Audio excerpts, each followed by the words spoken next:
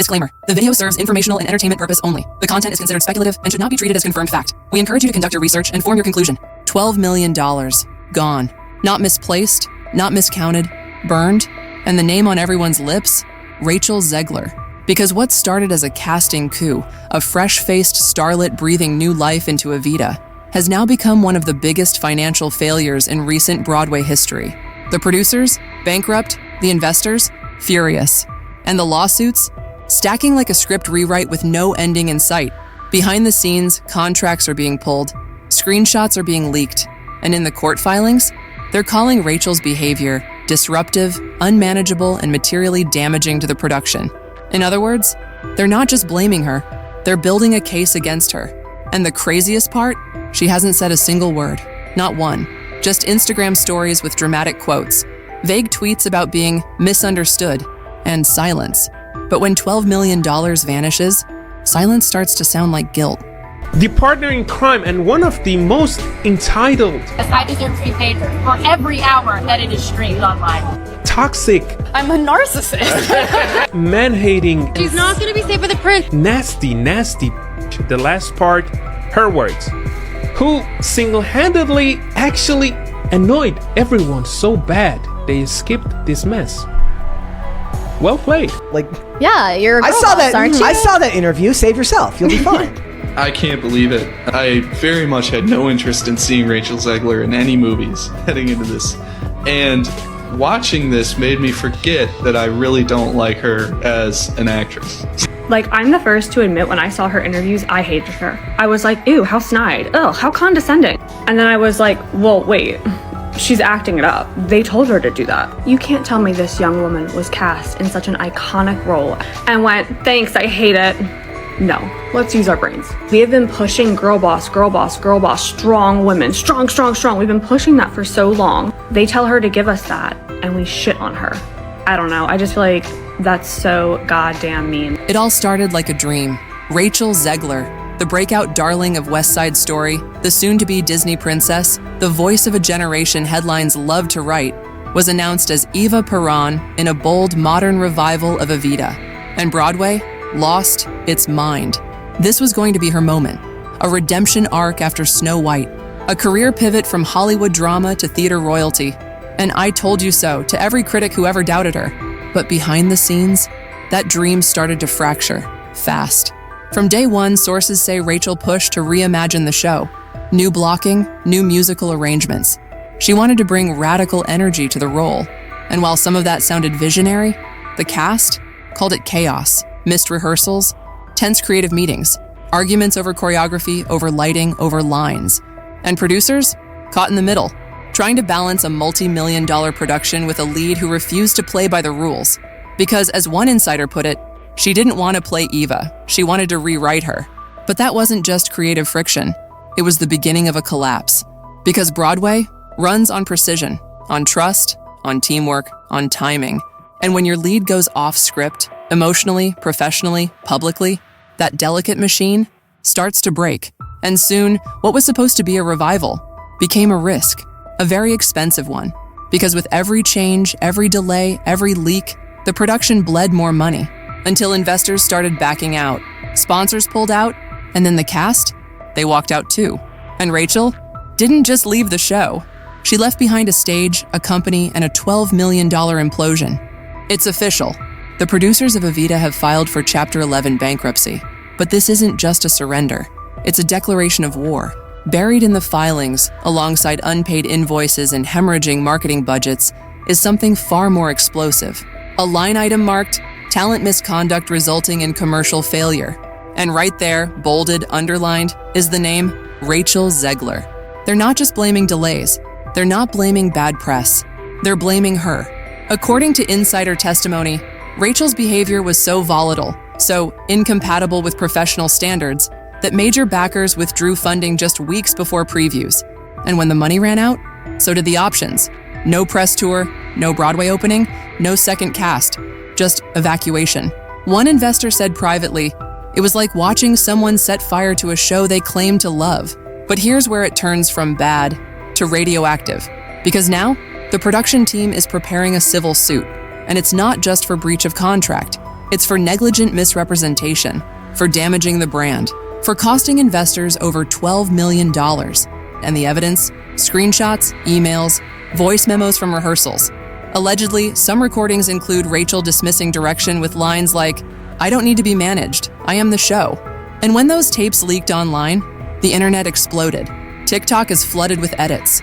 Theater Twitter is dissecting every leaked detail. And fans, even the loyal ones, are starting to turn. Because this is no longer artistic conflict.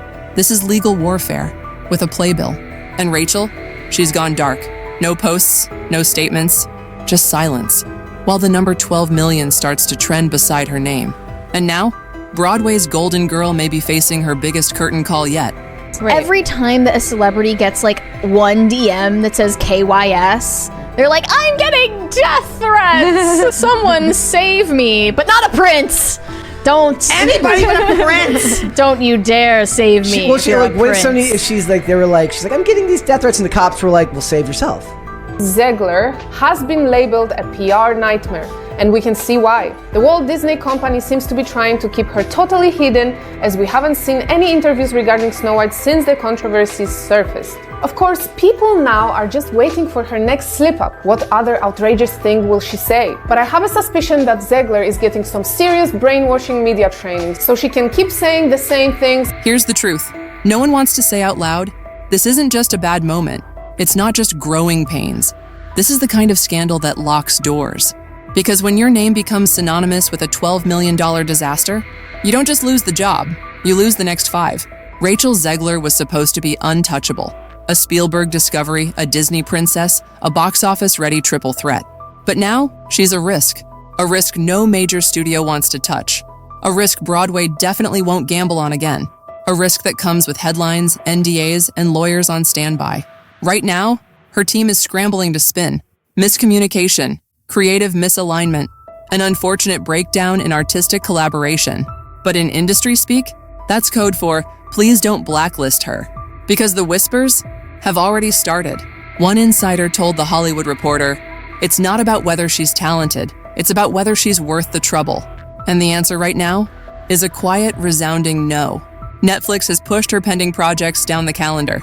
Disney hasn't mentioned her since the Snow White promo freeze. And her once-hyped production company? Inactive, dormant, silent. She's still in the system, for now. But the offers? They're drying up. And every time her name trends, it's never about the work, it's about the wreckage. And in Hollywood, perception is currency. You can have the talent, you can have the range. But if you can't keep a project alive without it imploding, you become uninsurable. And Rachel is walking dangerously close to that edge. I really do believe that. There's something wrong with her. She's disturbed, she's unhappy. I have learned the hard way that we have to be fearless and loud in order to be heard, and to prepare for the backlash that occasionally comes with that outspokenness. The reality is she's just not stable. Like the majority of people in Hollywood, they're just not stable human beings. I think people will just do anything to not acknowledge that respect is earned and not just given to you in life. What is it like for you now, having all of this? I think it's a lot of pressure, right? It's definitely a lot of pressure, but I surround very good people who keep me grounded and try to just stay as true to myself as I possibly can. $12 million. Do you know what that really represents? Not just money, not just investors. It represents belief. Belief in a show, belief in a team, belief in her. And somewhere along the way, that belief in Rachel Zegler didn't just fade, it was shattered. And maybe that's the part no headline will ever capture. Because for all the chaos, the contracts, the court filings, this started as a story about a girl trying to prove something, prove she could carry a show, prove she wasn't just a lucky discovery, prove she had something to say, and the voice to say it. But passion without direction becomes fire, and fire burns everything, including the person holding the match. Was Rachel difficult? Maybe. Was she misunderstood? Absolutely. But at the heart of this collapse isn't ego, it's fear. Fear of being silenced, fear of being irrelevant, fear that the spotlight would move on, and she'd still be figuring herself out. She wasn't just playing Eva Peron, she became her, powerful, proud, and ultimately, alone. Because when the theater goes dark and the lawsuits pile up, when the applause dies and the agents stop calling, you're not left with roles, you're left with reputation. And Rachel? She's now facing the scariest line of all. We loved her, but we can't afford her anymore. Not just the paycheck, the risk, the wait, and maybe the real tragedy here isn't that she lost a show. It's that she might have lost herself trying to control it. And that's the tea for today, my little gossip gremlins. If you enjoyed this drama buffet, don't forget to hit that like button like it's your ex's new partner's Instagram. Aggressively and with zero shame. Beauty. Subscribe to Fame Files so you never miss a single scandal, meltdown, or red carpet disaster. I'm literally serving up hot gossip every single day, even if my Wi-Fi begs me to stop. And listen, be a doll and tap that bell too, okay? Because your girl Macy's got bills to pay, celeb egos to roast, and a grocery cart full of overpriced almond milk that won't buy itself. Shopping cart money. So until next time, stay nosy, stay fabulous, and remember, I spill it so you don't have to sip in silence. Bye.